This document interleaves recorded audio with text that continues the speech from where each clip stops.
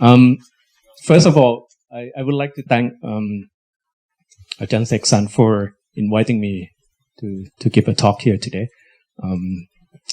And as you know, nowadays, machine learning and AI is getting more interest, and there's a lot of hype in the field. So a lot of people, not only people in machine learning, but also in other area of science, paying attention to the field. So I think it's important to sort of look forward what would be the future of machine learning. So what I'm going to talk about today is not about how cool machine learning is, but it's about what can go wrong with machine learning and what kind of question we should ask in order to understand, like, what kind of research question we should address and basically, especially as a user of machine learning models, right? You may not know that nowadays there's a lot of model being used in different sectors, like banking, or justice system, or even on your mobile phone. So it's affecting everybody. So I think it's important to understand. So that's why I choose the title of this talk to be the Achilles heel of machine learning. So the Achilles heel refer to, I think, basically it refers to the weakness of something that is so powerful, right? Like machine learning. And my name is Krikamol from Planck Institute for Intelligent System, which is in Tübingen, Germany, and it's basically 3 hours from Munich. It's basically in the south of Germany, and it's very close to Bavaria. Okay.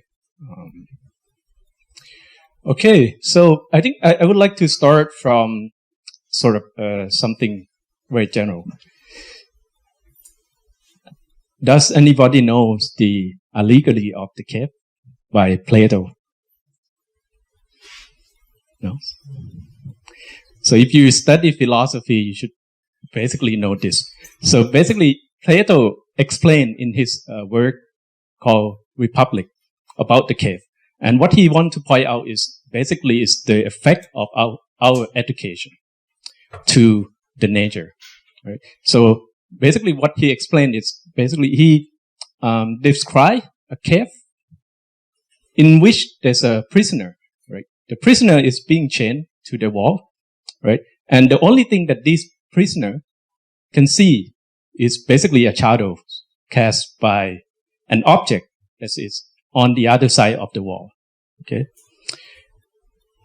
And basically these objects are being manipulated by another group of people, right? And the only thing that this prisoner can see is the shadows, right?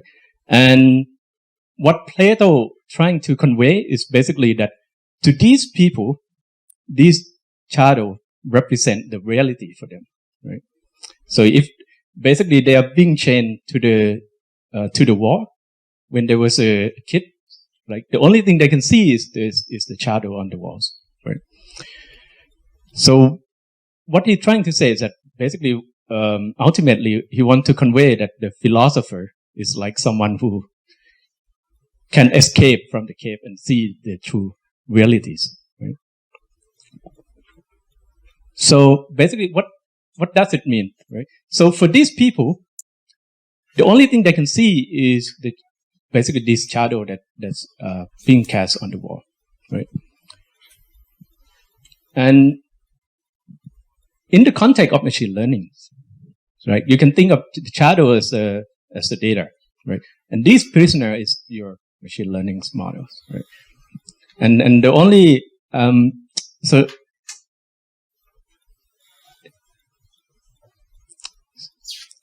I mean, if you have experience with machine learning, you can see that the only thing that the model can learn from is the data, right? It doesn't really understand the reality outside of the cave, right? And that's the problem, right? And that's basically the Achilles heels of machine learning. So I want to point out 3 important topics today, right? So today I want to talk about hidden confounder, right? How to learn about something that we don't know, right? Like something outside of the cave. The second topic is out of distribution generalization. What happens if the data that you use to train machine learning model basically is different from the data that the model is going to be applied on, right? And what kind of invariant we should use to learn the model. And the last topic is algorithmic bias in decision making.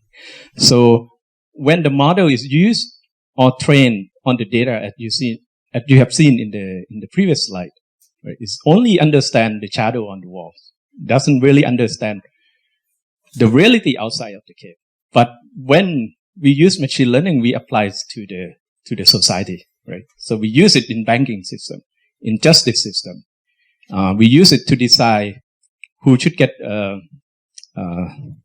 offer from the university, for example, right? And that affect someone's life. So it's going to create a lot of impact, and it's problematic if the model cannot understand the realities. So I think I hope you can see the slide. Okay, so these basically represent, these three components represent a typical machine learning pipeline, right? So basically, we start from data collection. Then we use this data to decide an algorithm or the model, what kind of model we should build from the data. And then given the model that we train on the data, we then deploy it. Right. For example, you might have a deep neural network, right, that you train on images. That could be an images of bird, right, or cat and dog, or whatever, or people. And then from this model, you use it in, let's say you implement it in, you want to create an app, let's say, that can recognize object. Right? So this is a typical machine learning pipeline. And mathematically speaking, these are sort of the basic assumption that we usually make. So we assume that the data, here we represent by D, consists of a collection of data points. Here I represent as set 1, set 2, until set n. And these data points are drawn IID from some unknown probability distribution. Okay, IID represent identically independently distributed. So each data point are drawn from the same distribution, and each of them are independent from each other. Right? And basically, once you have the data given a model class, so a model class could represent a class of model that you want to use. For example, you might be interested in using a deep neural network to train a model. Right? So the model class would represent a class of deep neural network that you can represent. And the goal basically is, okay, given this class of model, you want to find the best model in this class such that the model that you get minimize some kind of loss function. Right? This loss function could be, for example, classification error, for example. So you want the model that can that has the smallest mistake on, let's say, if you want to classify objects. Right? And then, given this model, you deploy it. Right? And this procedure is, in general, is known as an empirical risk minimization framework. Right? So you minimize some sort of a risk function that depends on your data. Right? And we have a guarantee, a theoretical guarantee that say that the model that you obtain from this procedure would converge to the best model in the class as the sample size go to infinities. This means that as you have more and more data, the model become better and better. Okay. Right? And most of machine learning research now, they basically focus on this part. Algorithm design, right? So you know that, okay, I have a set of data. Now, I want to design a model that works well for this kind of data. Right? And in the past 5 to 10 years, most of research I conduct in what kind of model we should use. Let's say, if you have images now, I think everyone know that we should use CNN, right? And if you have a time series data, maybe you should use RNN. Right? And basically it depends. So now we have sort of a bunch of models that you can pick from. Right? Now the problem is, the first problem that I want to point out is the problem of hidden confounder. Have anyone here heard about hidden confounder before? No? Okay. I think if you follow the news nowadays, or if you follow Twitter, you might have seen this kind of headline, right? For example, drinking coffee, even decaf, may help you live longer, study says. Or if you look at the sort of a correlation, there's a correlation between marriage rate in New York and murder by blunt objects. Right? So this seems to suggest that these two things have something to do with each other. Right? Proximity to freeway increase autism risk. Or even more vitamin D, lower risk of COVID-19. There's basically a study that looked at the correlation between chocolate consumption and the number of Nobel Prize winners in each country. But the question is, are they just a correlation that seem to happen together? Or is it really something that we can say there's a causal relationship between these two things, right? Is it the case that if we increase the chocolate consumption of Thailand, we will get more Nobel Prize, right? So that is the question. And the problem here is that, we don't know, because there might be some hidden confounder in there, right? Hidden confounder basically mean that something we don't observe, but it's basically influence both chocolate consumption and the number of Nobel Prize. It could be anything. We don't know because we don't observe it. And that's why it's called hidden confounder. Right? And to make it clear, so these are your data points, right? So you have a data, let's say you want to do classification, you have input X and Y, output Y. So you have X1, Y1 until Xn, Yn. And from this data, you can build a model, right? Let's say you want to build a deep neural network using PyTorch, and maybe you can do it simply by using this command. Okay? And what you get basically is the estimate of the conditional probability of P of Y given X. So this probability gives you what is the probability that Y will take value, let's say 1 or 0, given that X take these values. Right? So that basically is something that you can use to make prediction. If you interested in classification, then you can use this probability to decide, okay, if the probability of Y equal 1 is larger than probability of Y equal 0, given this particular value of X, then you should classify it as Y equal 1. Right? Okay, but the problem is this part of learning. Let me step back a little bit. This part of learning is like a prisoner, right? Learning from Achiles, okay?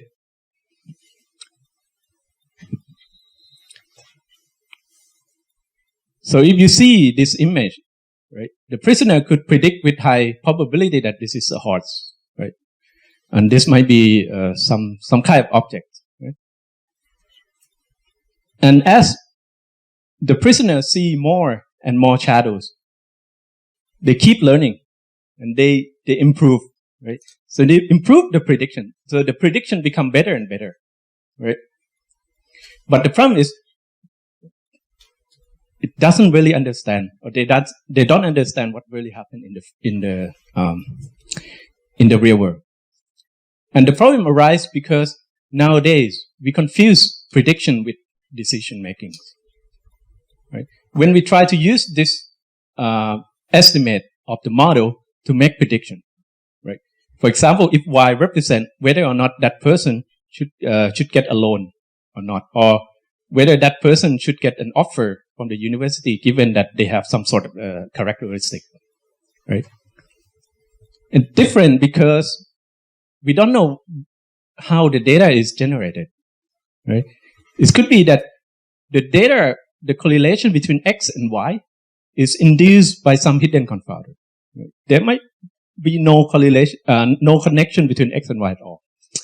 Or the generation process might look like this. X causes Y, or Y causes X, or X causes Y. Right? And when we want to make a prediction from the data, what we are looking for is not just this one. Right? What we're looking for is what is the probability of Y given that I change the value of X to small x.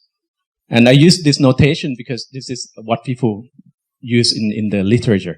It's called do calculus. Right? The difference is basically here, I only ask what is the probability of Y given that I observe the value of X. You observe it. But what now, this do calculus, what it says that what is the probability of Y if I fix the value of X to small x. Right? Now you can see that if the data is generated like this, fixing the value of X doesn't really change anything about Y. Right? But if you are in this setting, fixing the value of X will change the distribution of Y. So it means that these two cases give you the same conditional probability, but different. Like we call it interventional distribution. Right? Any question at this point? So this is the very important distinction, right?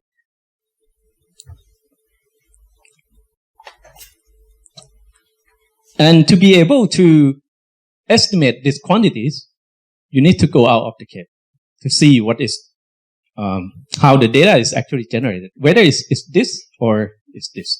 And this requires sort of a domain knowledge, not just the data, right?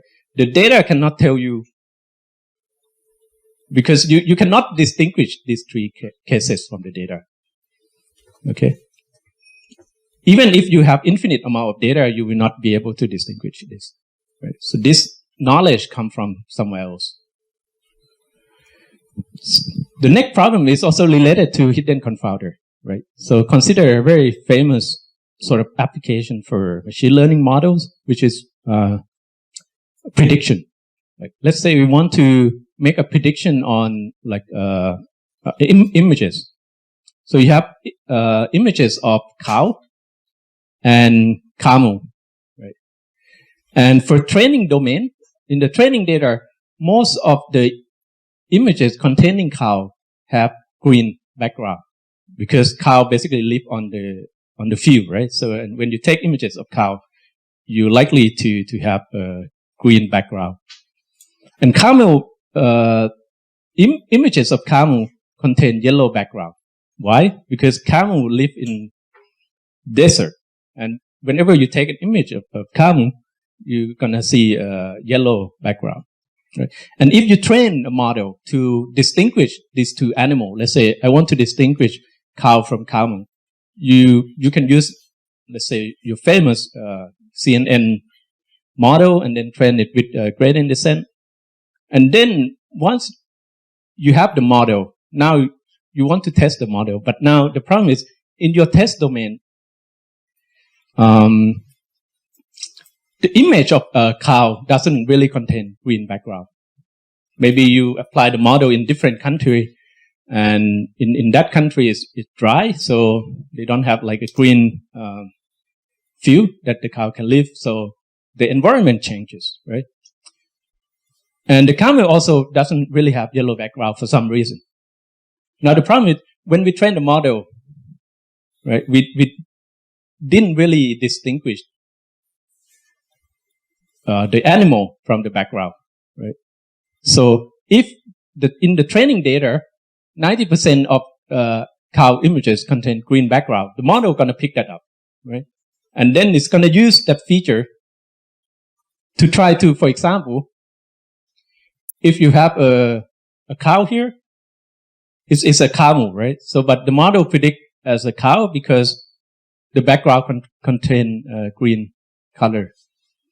Do we have another example here? Yes. Right here. So it's predict at cow because there's a green background here. And clearly, this is, we cannot fix this problem. Right? No matter how good your model is not going to fix the problem because your training data is the problem.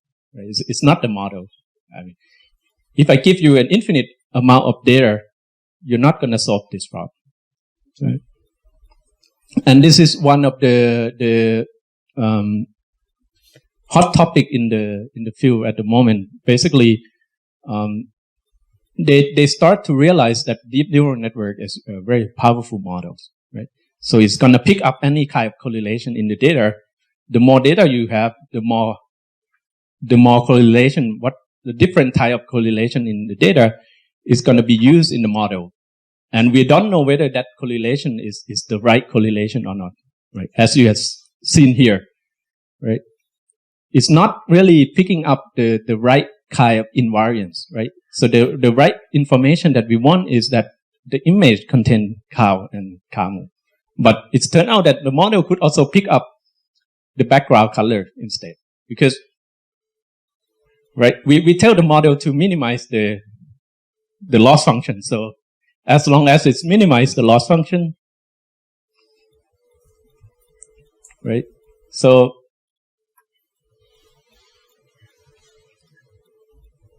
okay, that's one problem. Another problem that's also very important is that because nowadays we use model in the real world, in the real application, so we cannot think about the data as the data point anymore, because the data point basically could represent actual people. Like if the model is going to be used in a banking system, for example, deciding whether you should get the loan or not, or in education, whether or not this person should get an offer or not. So it's no longer acceptable to just say, okay, my model has 99.9% accuracy, but reject everyone who is females, right?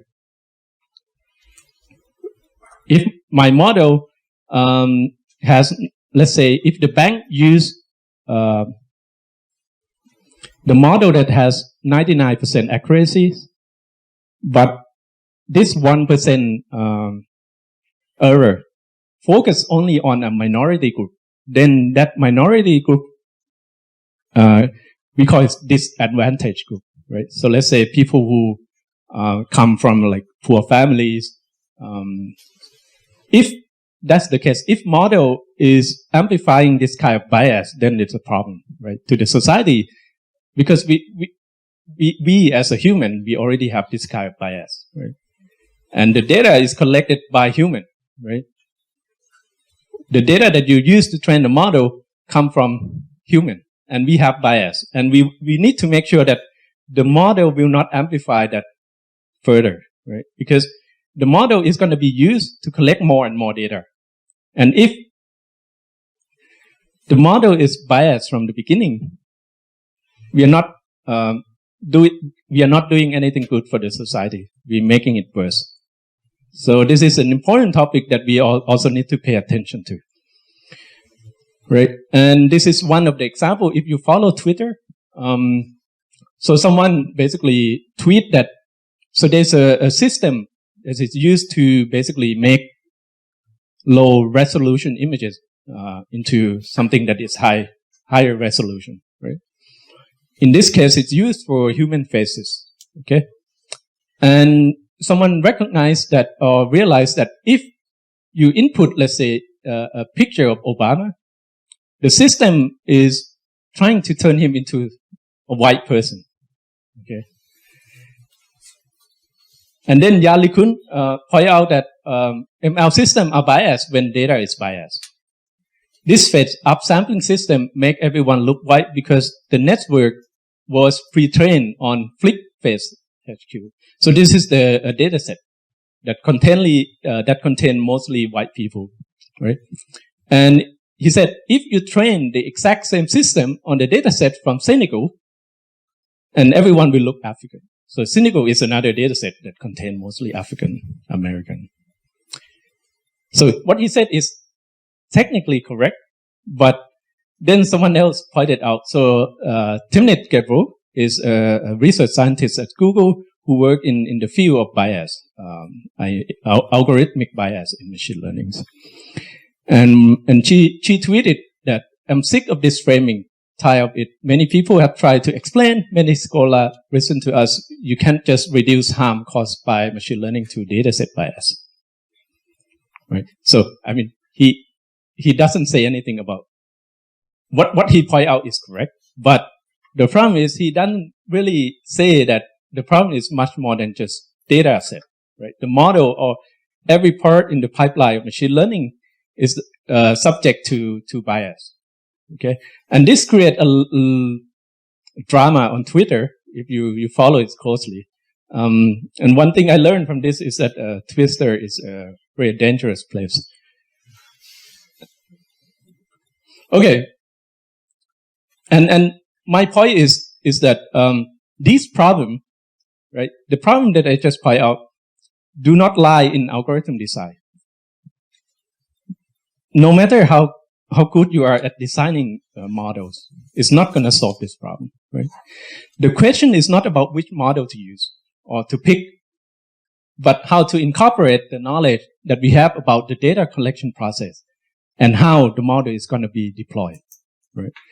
Basically, the problem doesn't really lie at this part. The problem lies here at the data collection process and how the model is going to be used, right? Another problem is it can have feedback loop, right? So when you deploy the model, this model can be used to collect more and more data, right? And as a machine learning, I think if you work long enough in machine learning, you don't feel really comfortable with this because we don't really care about data collection. We assume that we have data, okay? And what we care about is, okay, we want to build a model that works well with the data by optimizing some accuracy. We don't care about deployment, okay? We have a model that have 99.9% accuracy. And I think at the beginning, I have the same sort of feeling that, okay, this is not the problem that I should pay attention to or something that I should solve, right? Because why should I care? I only care about designing better and better models, right? But once I look at the problem, I realize, okay, I mean, no matter how good I am at coming up with better models, it's not going to solve the problem. So we have to think outside of the box, right? What we are used to, right, to be able to solve this kind of problem. And why it matters? Because nowadays we use this model in every area of life, right? So it affects everyone's life, whether in medicines, healthcare, right? We use it to recommend treatment to patients. Self-driving car, right? Or even justice system. We use it to decide whether this person should has a probability of committing another crime or not, right? And it's being used in the U.S. right, to help the judges make decisions, right? And what can we do about it? So the next, I hope that the first part of my talk I have convinced you that this is an important problem to solve, and it's not just about building models. So we have to think basically outside of the framework that we used to use or we are familiar with. So the next part will be a little bit more technical. I want to talk about sort of our attempt at solving this problem. So I think this is the good part for maybe quick question, if anyone has any question.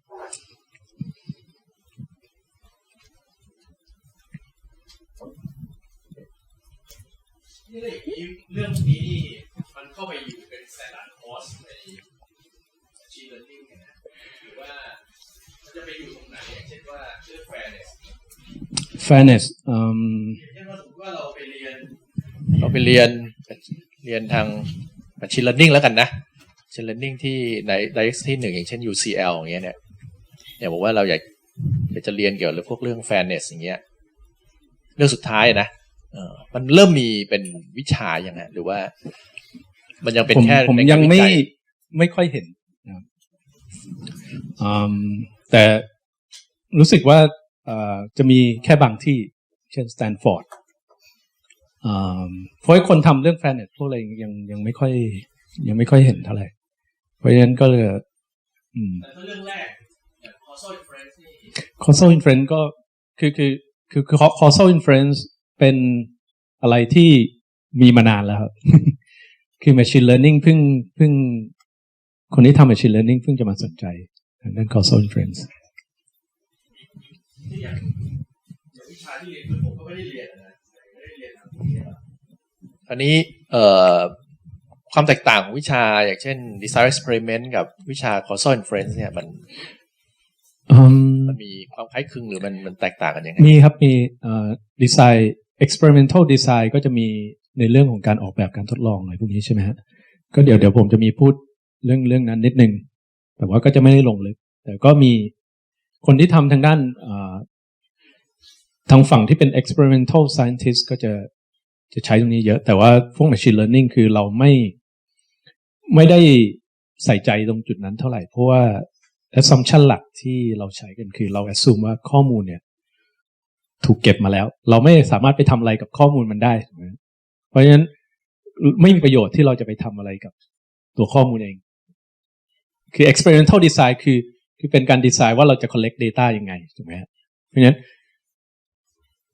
มันก็คือมีคนที่พยายามเอาจับ machine learning เข้าไปช่วยแต่ว่าก็ไม่ได้ถือว่าเป็น mainstream สักเท่าไหร่ครับแต่ผมมองว่าในอนาคตอาจจะมีความสำคัญมากขึ้นครับอย่างถ้าคนอย่างในบริษัทใช่ไหมฮะที่เขาเก็บข้อมูลเองอย่างเงี้ยพวกนี้ก็ถือว่าเป็นความสำคัญเพราะว่าข้อมูลอ่ะมันไม่ได้มาจากแหล่งอื่นมันมาจากบริษัทของเขาเองเป็นแพลตฟอร์มของเขาเองเพราะฉะนั้นเขาสามารถดีไซน์วิธีการเก็บข้อมูลของเขาได้นะ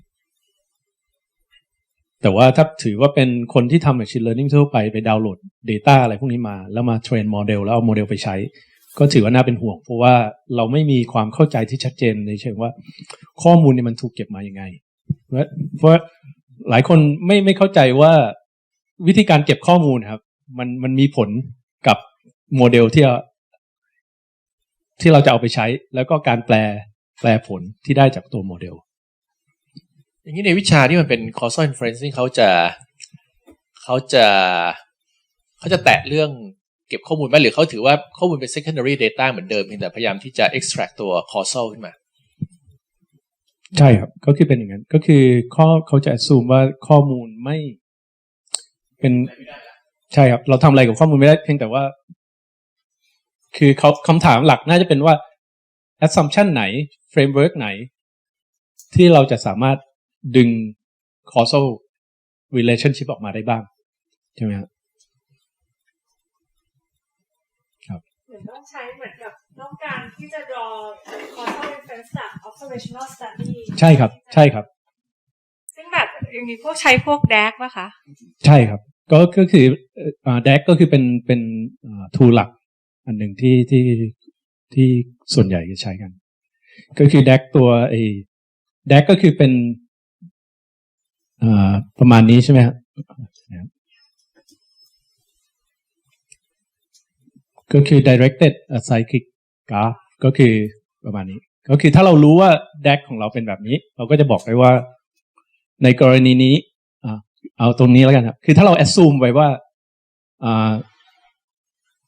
data เนี่ยมันถูก generate มาจาก DAG ตัวนี้เนี่ยเราสามารถ conclude ได้เลยว่า conditional probability ตัวเนี้ยมันเหมือนกับตัวนี้เพราะฉะนั้นเราสามารถสร้างโมเดลที่ใช้ในการ predict ตัว decision ตัวนี้ได้โดยตรงแต่ว่าถ้า DAG จริงๆมันเป็นตัวนี้เนี่ยเราทำไม่ได้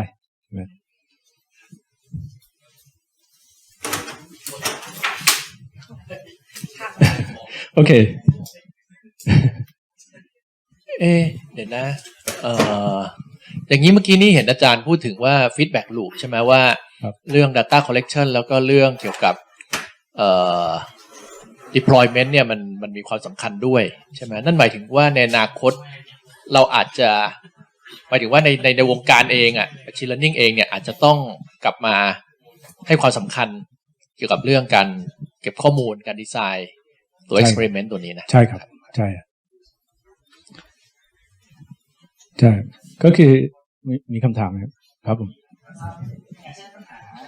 ตัวอูดครับถ้าสมมติตัว data ที่เราได้มาเราคิดซะว่าเราจำเป็นต้องใช้ data แบบนี้ครับเราสามารถใช้พวกimage augmentation ในการทำในการ pre-train ก่อนได้ไหมครับก่อนที่จะเอาโมเดลไปเทรนเป็นคำถามที่ดีก็คืออันนี้เป็นหัวข้องานวิจัยที่ผมก็สนใจอยู่เพราะกำลังดูว่าคือถ้าเรามองในเรื่องของคือเนื่องจากว่าเราไม่สามารถทำอะไรกับตัว data collection process ได้ถูกไหม data มันถูกเก็บมาแล้วแต่ว่าเราสามารถทำอะไรสักอย่างกับ data ได้ไหมอย่างเช่น augmentation ที่จะช่วยให้การlearning หรือ train ตัวโมเดลมันดีขึ้นใช่ไหมทีนี้คำถามคือแล้วเราควรจะ augment data ยังไงนี่เป็นคำถามใช่ไหมใช่ครับเพราะฉะนั้นอันนี้ผมไม่มีคำตอบเพราะว่าสุดท้ายแล้วเราคือถ้าเราถามจริงเราควรจะ augment data ตัวนี้ยังไง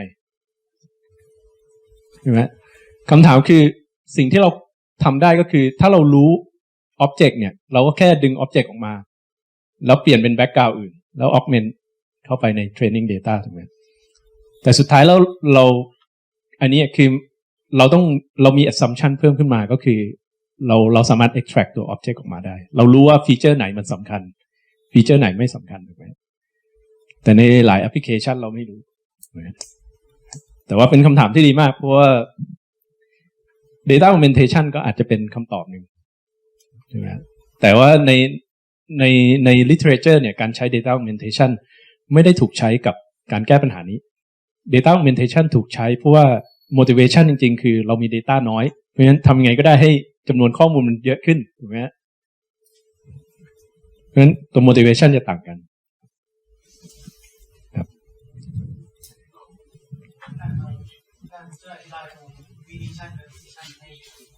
prediction กับ decision อันไหนอันนี้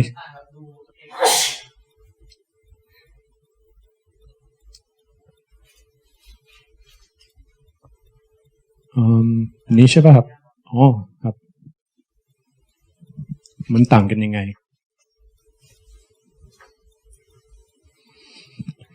สมมติผม assume ว่าข้อมูลของผมถูก generate โดย DAG ตัวนี้หมายความว่าไงหมายความว่ามีตัวแปรอะไรสักอย่างนะที่ควบคุม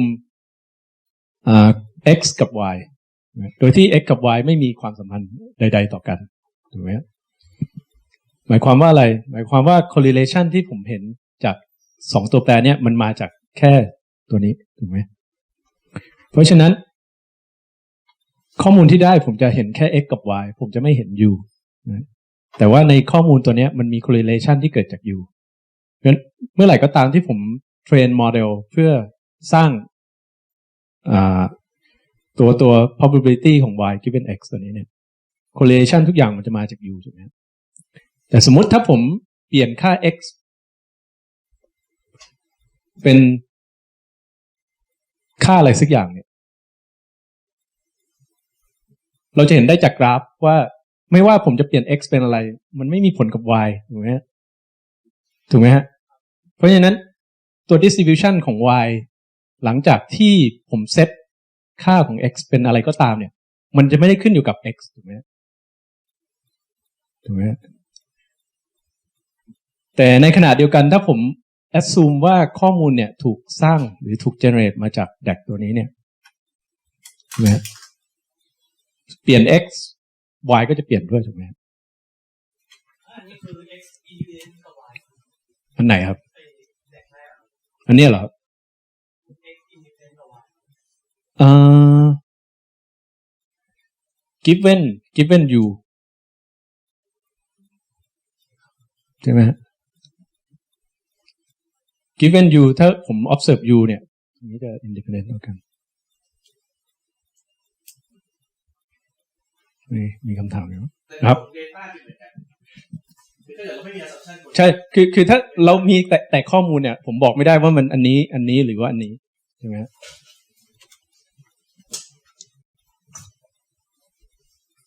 โอเคครับ มีคำถามชอบครับดีครับถามเยอะ Okay, I hope I can continue in English, and if you need any explanation or question, I'm happy to speak in Thai. So the next question is, well, if it's not about algorithm design, what can we do about it, right? So what I'm going to talk about is one of the projects that I've been working with a bunch of people at the MPI and also from Chicago and University of Tokyo. And also Wittowatz is also involved in this one of this project. I think some of you might know him. He recently joined Google Research in New York. And if you're interested, we have basically 3 papers this year. So the first is basically was published earlier this year at UAI. And this is the second one, dual instrumental variable regression. This will appear at NeurIPS this year in December, in I think 1 or 2 weeks. And the third one is under review, right? So we just submitted it. And most of the work done here, basically done by my collaborator. Okay, so what is the problem? So the problem is, let's say we have this DAG. Okay, we know that the data is generated like this. So you have X, which is input, Y, output. So we observe both X and Y. But we know that there's another random variable, let's say U. The problem is U is unobserved, right? So basically, if we have this type graph, you can see that there will be 2 types of correlation between X and Y. The first one basically is the correlation that comes from the actual causal relationship between X and Y, or the functional relationship between X and Y. This is something that we're interested in, right? And the second one is a spurious correlation. So it's the correlation that is basically induced by a hidden confounder, right? So let me give you an example. Let's say X is represent lockdown, okay? Y represent infection rate. So we want to know whether lockdown have any kind of influence on reducing or increasing infection rate. Or X could represent COVID-19 vaccine. Y could represent level of antibody developed in the subjects. And we want to know whether this vaccine work or not, right? Or X could represent education. So if you are an economist, you might be interested whether higher education give you more income, okay? And the problem is that we cannot answer this question because we don't know whether there might be some hidden confounder that create a correlation between X and Y, right? So in the case of lockdown, there might be something that is about the country, right? Thailand also imposed lockdown. Germany also imposed lockdown, right? But there might be something that is different between these 2 countries that lead to sort of different observation about the effect of X on Y. Lifestyle. Let's say if you're interested in the effectiveness of COVID-19 vaccine. Lifestyle of the subject might influence the amount of antibody developed in the subjects. In the case of education and income, right?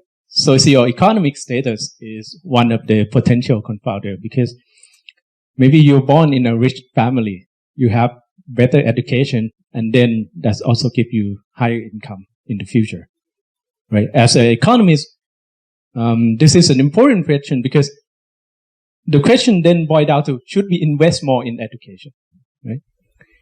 And the higher, I think the sort of high level question is, if we want to reduce the gap between the rich and the poor, should we invest more in education, right?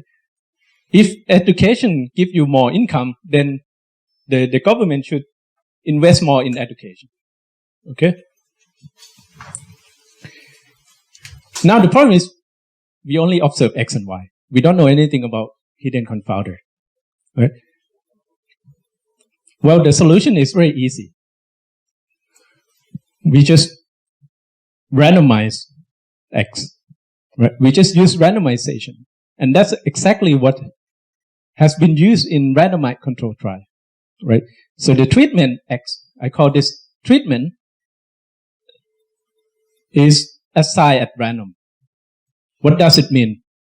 It means that if I'm interested in looking at the effect of education, I flip a coin. If it head, then I give you just high school education. I flip the coin again. If it head again, I give you high school education. Now, if it's tail, I give you university education. Okay? And because it's random, right? Coin flip is random. It's basically break any kind of correlation or any inference that comes from something else. Okay? Nothing else can influence the choice of education because the choice of education only comes from flipping a coin. Right? So, this solves the problem. But it creates another problem. What is the problem?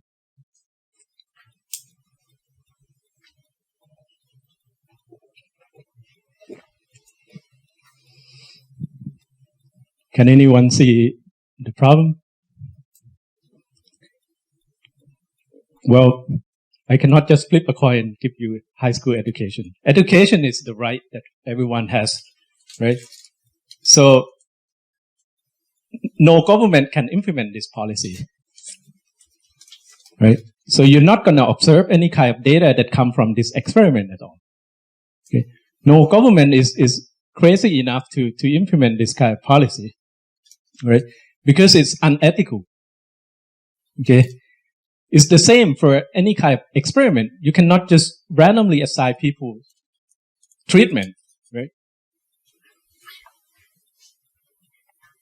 And that means that it solved the problem, but we cannot use it, right? And only thing that we can do is to do observational studies, right? We know that, I know your education, right? I just asked what is your education. I asked what is your income, okay? Then I have information. Without doing experiment, I ask you what is your education, what is your income? What is your education, what is your income? But the problem is the choice of education that you have doesn't really come from coin flip. So you cannot eliminate this link completely. Okay. Now, if it's not possible, what can we do? Well, we look for something called natural experiment. What does natural experiment mean? It means that experiment that is conducted by nature. Okay, and this idea has been used a lot in economics. Okay, let's say I'm interested in looking at the an effect of education on income, and I know that there's some hidden confounder. It could be a socioeconomic status, right? And I know that I cannot do experiment. I cannot randomly assign education to people, right? So I look for something else, something that I can observe and act or behave like an experiment, meaning that it should be kind of random, right?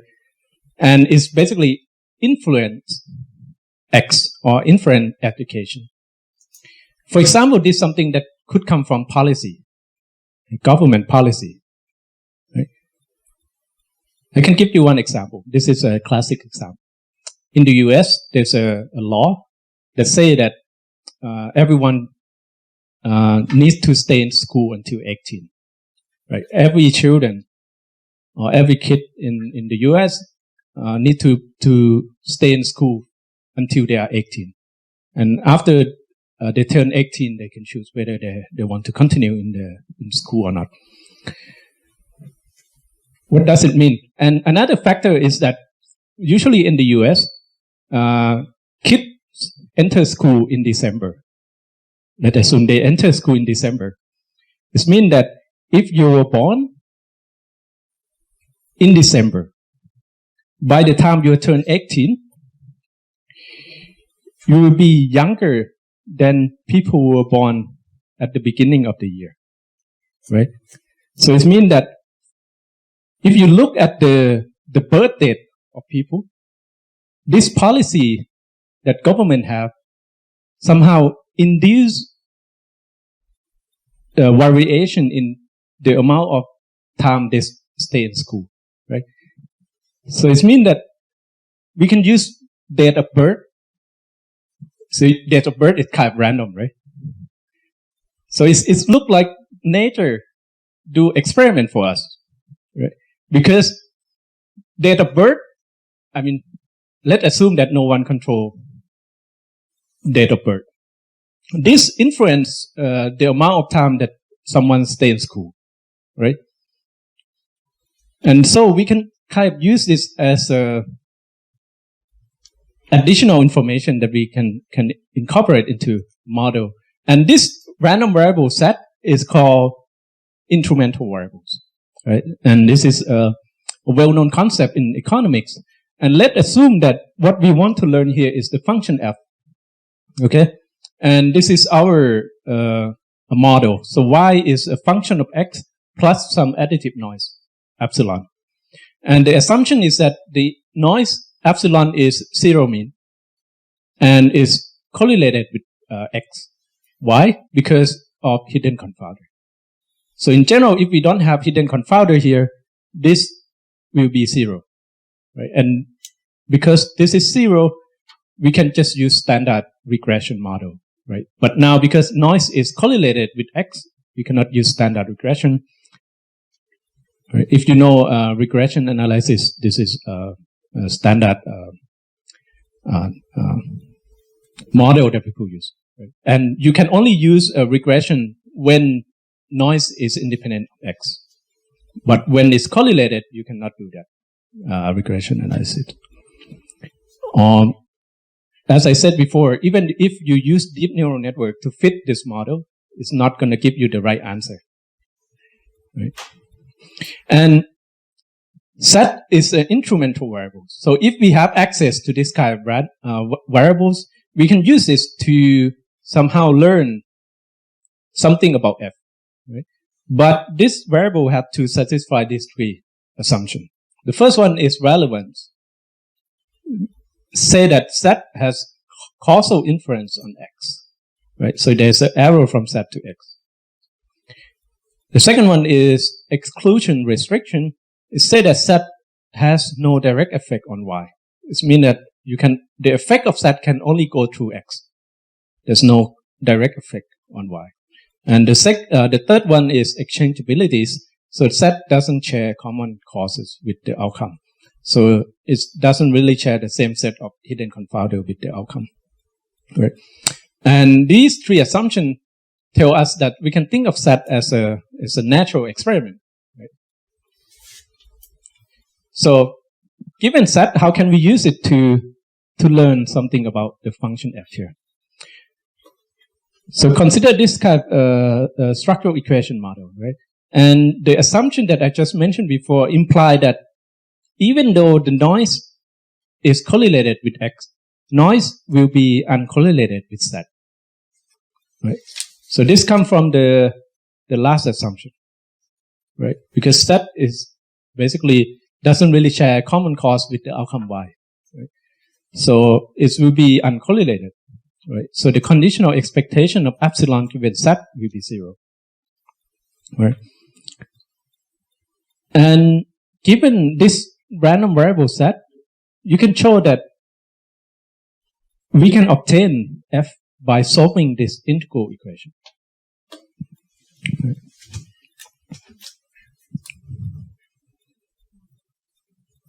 Is it clear?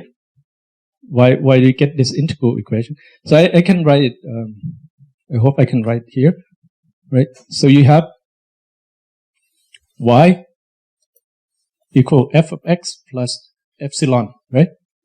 And if you take expectation, conditional expectation given set on both sides, you get you have expectation of y given set, right, equal expectation of f of x given set plus expectation of epsilon given set, right? And this is 0, right? So what remains is this relation. And this is an integral equation. It's not easy to solve, right? And we want to solve this equation given an example of x1, y1, z1, right? So now we have observation of z, and we want to use it to solve this problem. And a typical way of solving this problem are two-state procedure. Two-state procedure consists of estimating this conditional distribution. You plug it in, and then you minimize the discrepancy between the left-hand side and the right-hand side. Another approach is called generalized method of moment. So it's used the fact that the true solution F should satisfy this moment restriction problem. Right? And this is the approach that we are going to use. Right. So before going that, I mean, that's the most technical part of the talk. So before going that, I mean, I will let you prepare a bit. But the thing is that, so you should remember this condition, right? The condition that the noise expectation of epsilon given set is 0. And this is the objective that we are going to use to learn about function f. Okay, and the tool that we are going to use is called reproducing kernel Hilbert space. And the idea relies on the concept of positive definite kernel function. The kernel function is a function of two arguments, x, let's say x and x prime. And this function basically defines a feature representation for x implicitly, right? And the value that you get from this function will be a real value that represents an inner product in some high-dimensional space. Okay, you can think of this as a similarity measure between x and x prime, right? And you can use this function for any kind of data, for example, images, sequences, or even distribution or point cloud. And this concept allows you to basically turn a complicated, let's say, classification problem into a simple classification problem in higher dimensional space. Okay, so this is a high-level concept, and we are going to use this to solve our problem. So let me define what is the reproducing kernel Hilbert space. So we usually call it RKHS. So H is the RKHS. So it consists of a function H from Z to R. It's a real value function with this inner product and this norm. So inner product just basically measure the kind of similarity between function, and the norm measure the length of that function. For example, your RKHS could consist of a collection of functions, for example. So think of it as a class of function, a collection of function, right? And we call Hilbert space H RKHS if there exists a kernel function. So this is take two arguments, right, and then give you a real value function such that for any input set, we have that. I hope you can see this. This function, if you fix one argument of the kernels, this function belongs to this Hilbert space. Okay, so you can think of this function as a feature map of set. So you fix one argument of this kernel, this gives you another function because it's a function of the first argument. Okay, so you think of it as a feature map of set in a high-dimensional space. The second property is for all input and function in this RKHS. I think I'm going to write down. So the first property say that for any set you have that the kernel as a function, if you fix the second argument, is an element of this RKHS. The second property is for any set and function in this RKHS, we have that the function of set can be written as the inner product between the function itself and this feature map of set. Right. And this one we call it reproducing properties. Why do we call it reproducing property? Because it allows us to reproduce the function evaluation as an inner product in this RKHS. Okay? And this is a bit technical, but you can think of an element of this RKHS that can be expressed in this form. Right? So you can, any function in this RKHS can be written as a linear combination of some data, set I. And one of the most well-known example of kernel function is a Gaussian RBF kernel, and is given in this form. So this is a little bit abstract, but it's going to be useful later in the next slide that we derive our solution. Okay, so what we propose is called maximum moment restriction. Recall that what we want is we want to find a function f, right? So this is the true function that satisfies this condition. Okay, we want that the conditional expectation of epsilon given set, which is this quantity, will be 0. Right? So this follows from the property of the incremental variables, right? The 3 assumptions that we mentioned at the beginning. And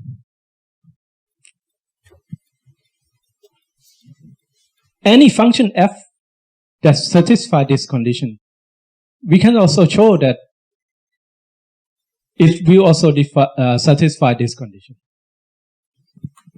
Right? Another writing, okay?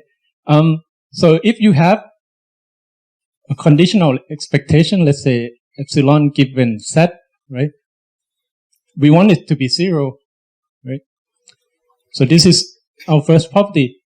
And this also implies that we also have that the unconditional expectation of epsilon times any function of set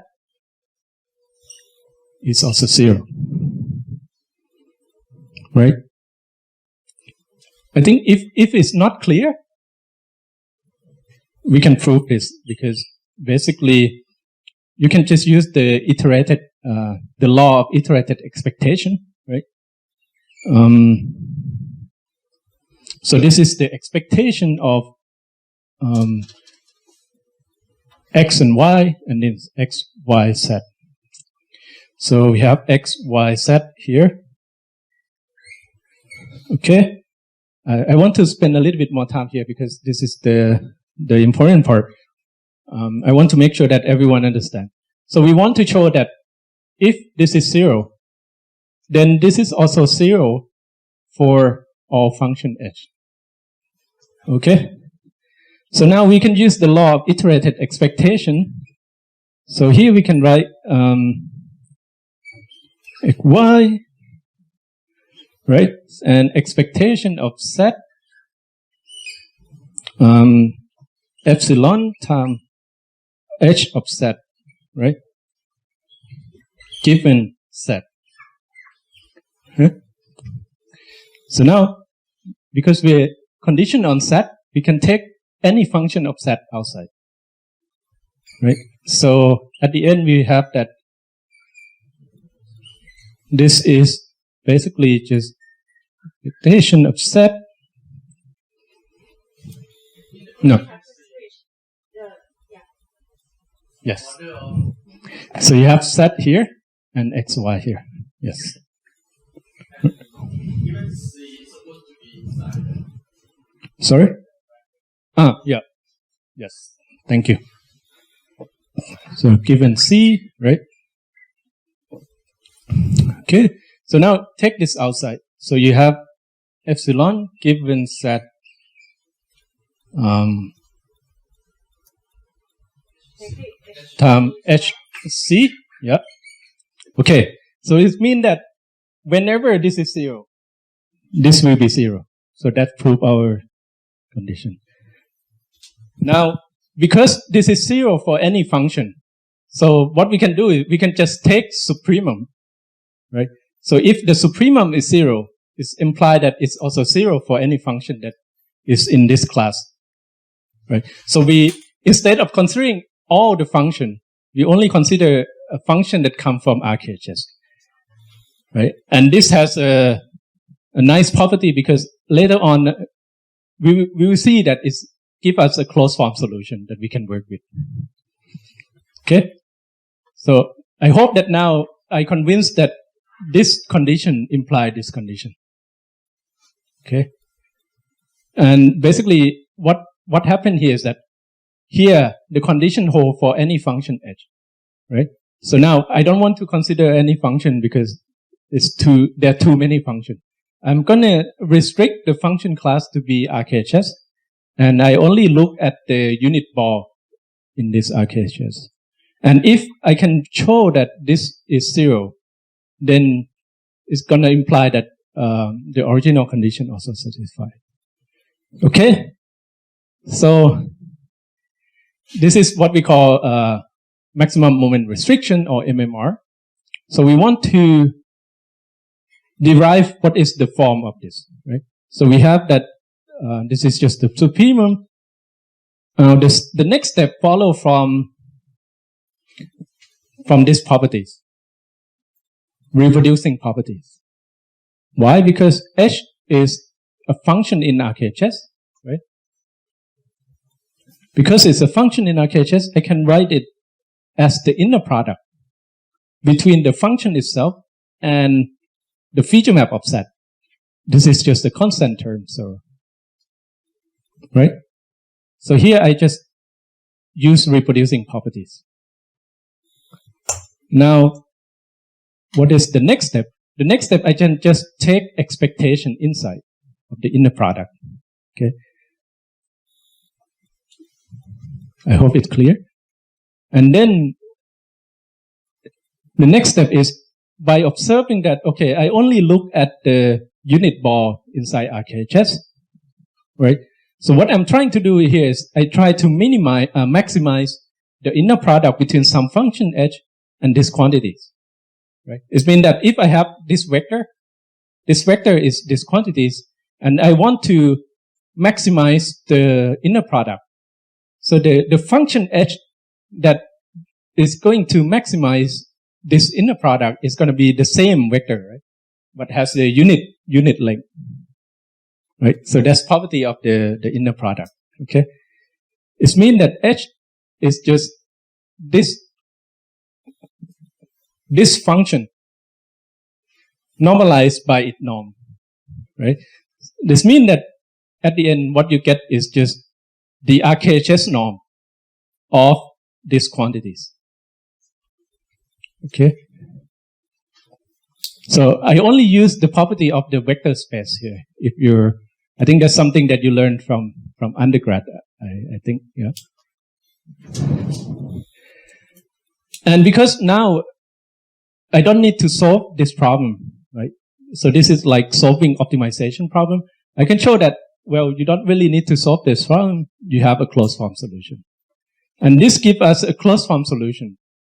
So you can show that this MMR objective can be written like this. And this quantity is basically just expectation. So to estimate this, you just replace expectation with the sum. Okay.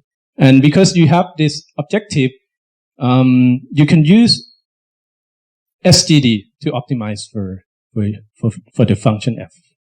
And this function can be parameterized by, let's say, deep neural network, for example. Okay. Let me go back. So what we want is these quantities, right? We want f that satisfies this property, and we have shown that this property implies that this whole for any function h. But because there are too many functions, we restrict the function class to be RHS. And this is nice because then we can derive a closed form solution for this objective. Once we have the closed form solution, we can use it as the objective function, like when you do standard machine learning, right? You can use, but in standard machine learning, your loss function is going to be standard loss function like square loss. But here we have different kind of loss function.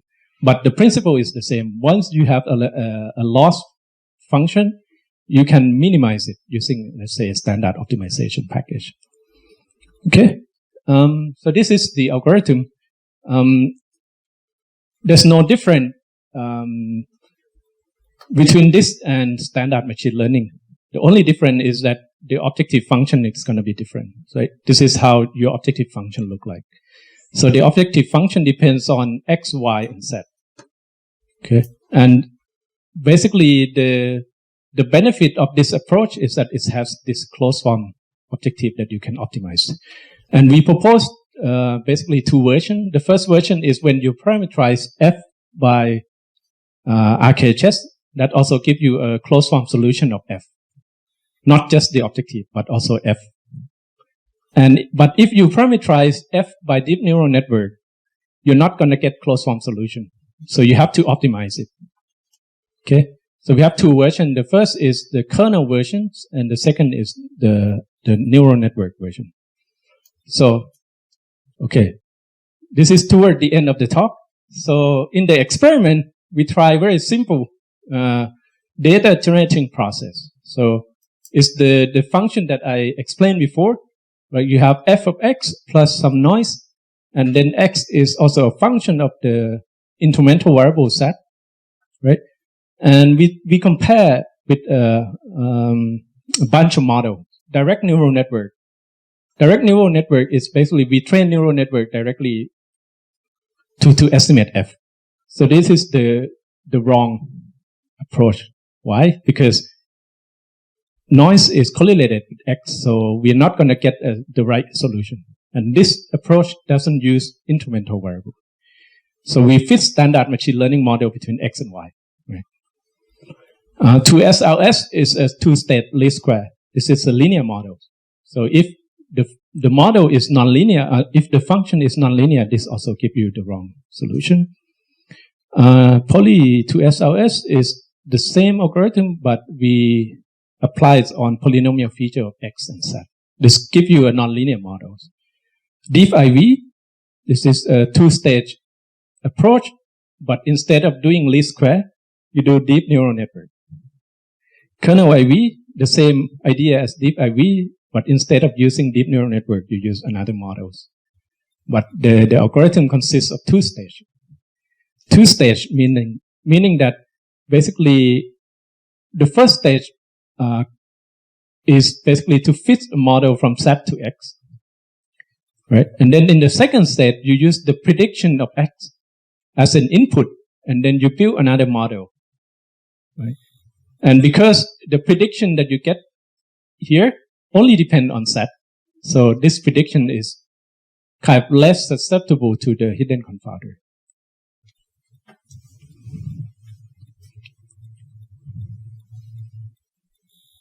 Okay, so we compare, and then we have deep GMM and adversarial GMM. So these are also another recent approach that use adversarial training with neural network. I think if you know GAN, it's kind of using the same principle. So you have two neural network that train using minimax loss function.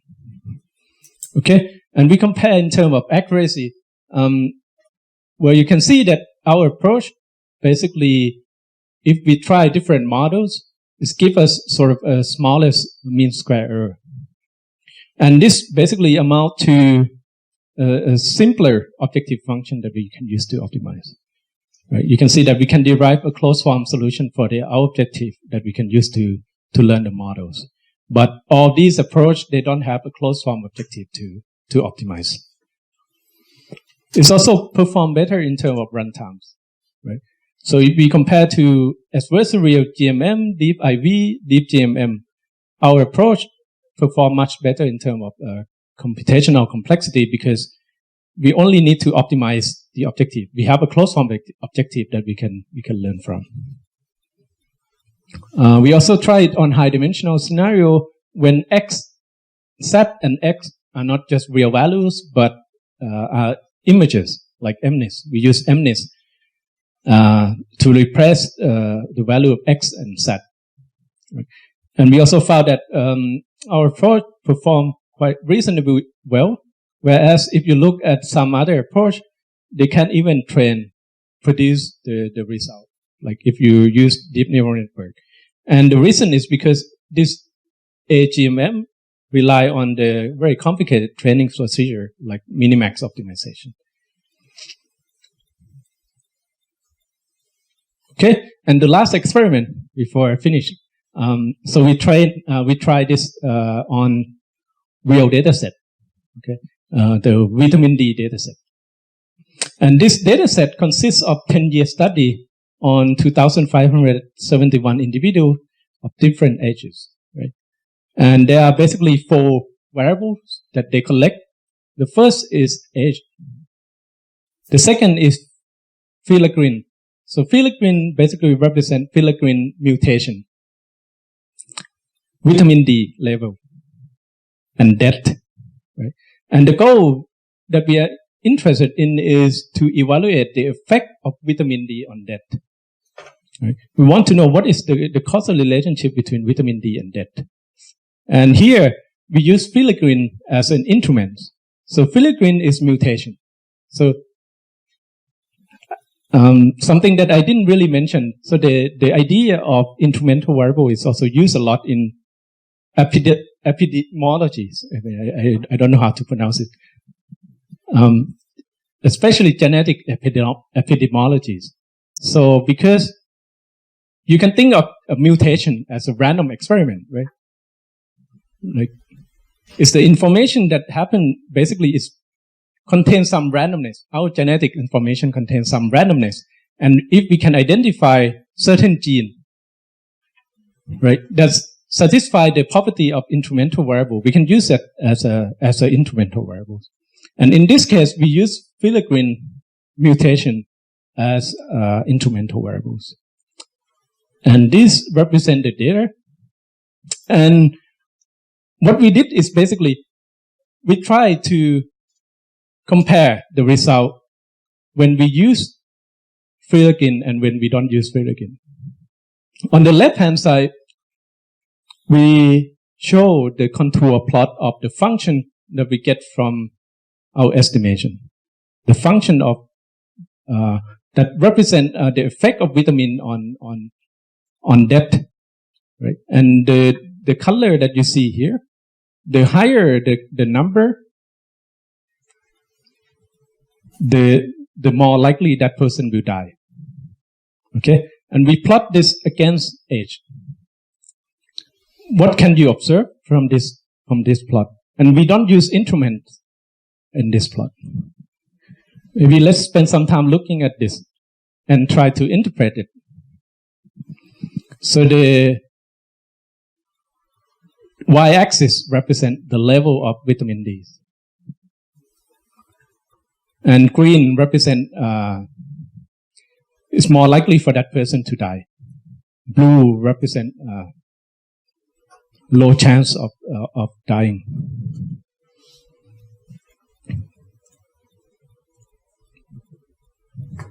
Any interpretation?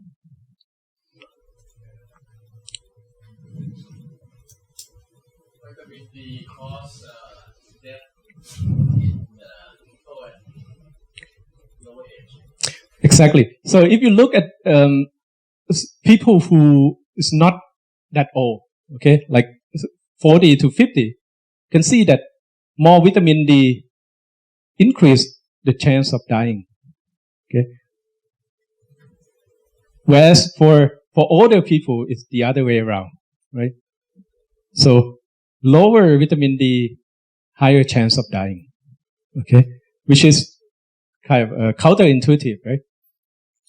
But as soon as we use filaggrin as an instrument, right? So this could basically result from some hidden confounder that we don't know about, right?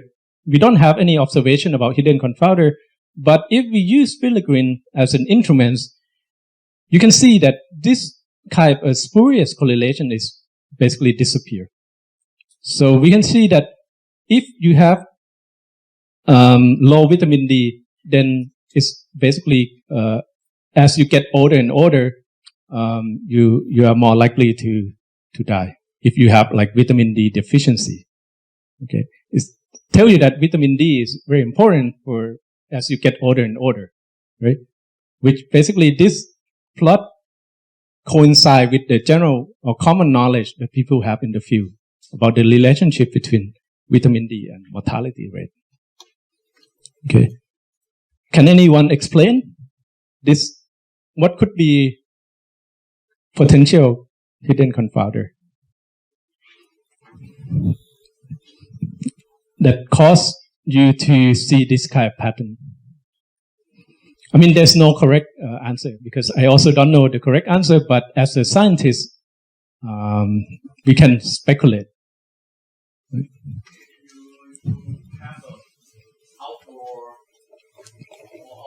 Maybe younger people maybe go out more.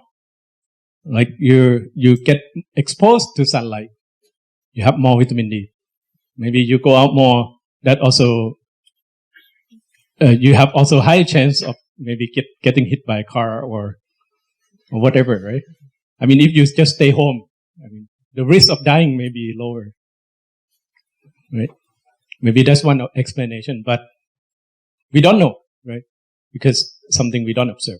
And this kind of interpretation can be done by experienced scientists. But I mean, the message here is that by using genetic mutation as an instrument, you can remove the effect of hidden confounder, right? Okay, so if you are interested in this line of work or maybe interested in collaborating or learning more about this work, I recommend that you look at these three papers, which is basically available on arXiv. Last but not least, I hope I have convinced you that there's a lot more problem than just algorithm design. As a machine learning scientist or people who use machine learning models, our goal is not just to build a new model, but we also should recognize that there are problems that could affect everybody that go beyond just designing better models. And these problems require that you look outside of the box of the framework that we're looking at the moment, and then trying to understand those problems. So that brings me to the end of my presentation. So I want to just show you some picture of the Max Planck Institute in Germany. So if you're interested this is the website. And for those who want to contact me, this is my email address. Thank you very much.